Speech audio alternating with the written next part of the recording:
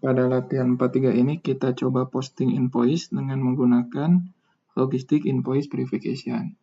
Jadi ketika tadi sudah ada pesanan, barang dikirim, kemudian ada tagihan atau invoice tadi itu kita entry ke dalam sistem SAP ya. Kemudian nanti akan dicek invoice tadi itu mereferensi kepada PO.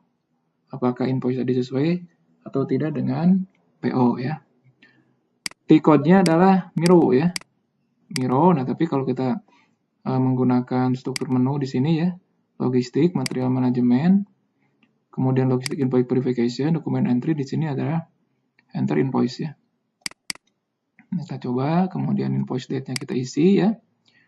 Kemudian reference-nya. Nah, kita mereferensi kepada PO ya. Nah, ini PO-nya. Nah, ini PO, kalau kita lihat amount-nya 1250, kemudian di PO ya,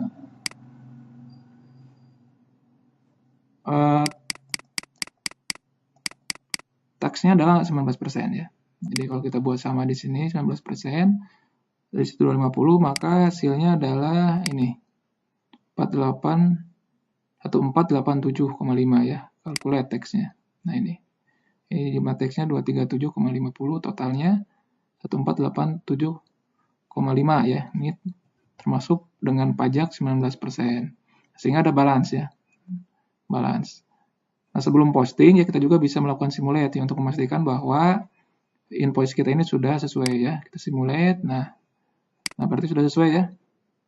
Nah, sudah sesuai. Apa kita back kembali ke layar transaksi di Migo atau kita post ya. Tapi kita coba back aja ya. Nah, kalau sudah sesuai ya kita bisa post invoice.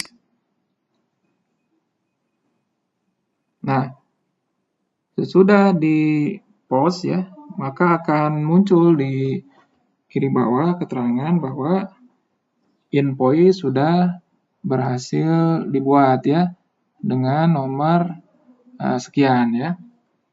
Yang artinya bahwa antara tagihan kemudian dengan PO dan juga dengan good receipt ya itu sudah sesuai ya dan dibuat dokumen invoice-nya dengan nomor akhirnya 528 ya. Nah, kita bisa menampilkan di sini invoice-nya, misalnya invoice dokumen display ya. Nah, ini ada invoice yang barusan kita buat. Seperti itu ya.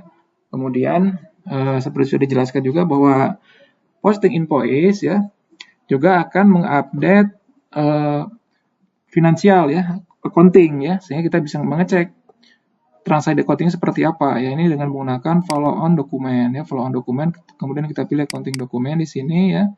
Nah, ini adalah transaksi debit kreditnya ya. Jadi di kredit ke vendor ya, kemudian di debit ke good receipt ya. Kemudian ada juga debit di pajak ya, seperti ini.